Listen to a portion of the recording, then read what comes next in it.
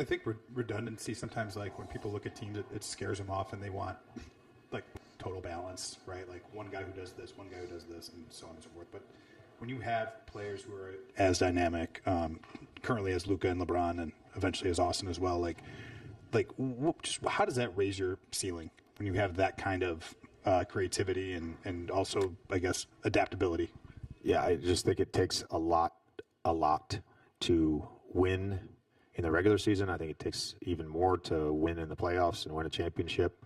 The thing that starts with is top end talent, and we have that. I mean, those three guys are our stars, and I think being able to use them in different ways, them embracing, being off ball some, being screeners sometimes. They're naturally going to want the ball in their hands and play pick and roll, or want the ball in their hands in the post or the ISO. But them being open to playing in a myriad of ways has been really good for us. The last three that Luka made, loses the ball, gathers it, he shoots over basically three people, including his own teammate. Right? Is it not surprised at all that he takes that shot and he makes it? And we were just joking about it because we both said to each other, like, as soon as you shot it, I knew it was going in. He's like, yeah, so did I. And then he's like, I just can't make a normal shot right now.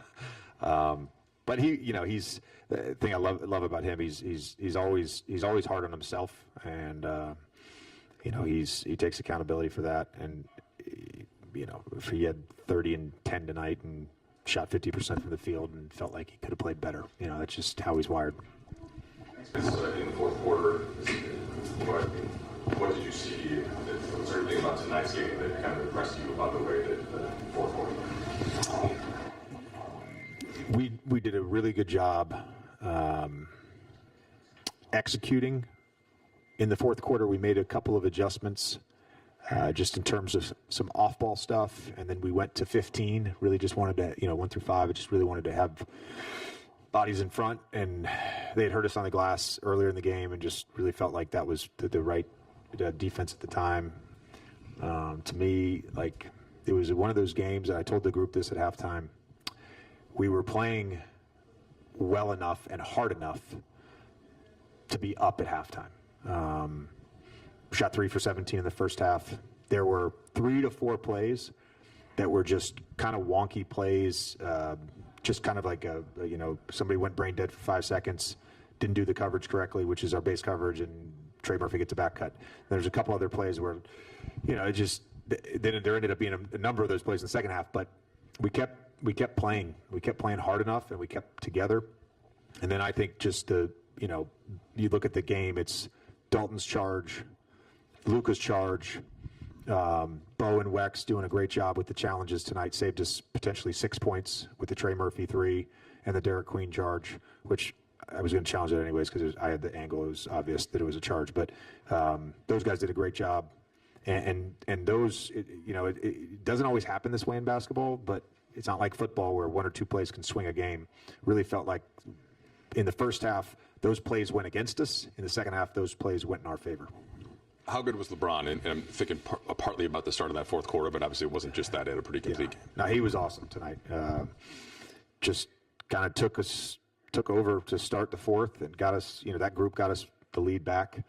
I love what's happening right now with, Luka and LeBron and that partnership, whether it's pick and roll with each other. We ran stack against their blitz. Jackson gets a layup.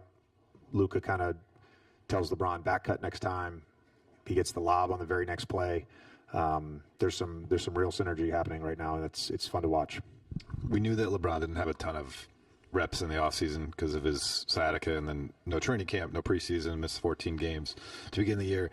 Did you ever wonder, like, I might not have that version of LeBron this season and have to kind of be prepared to coach a different version of him? And if you did wonder it, is what you've seen from the last 10 games or so making you maybe recalculate things?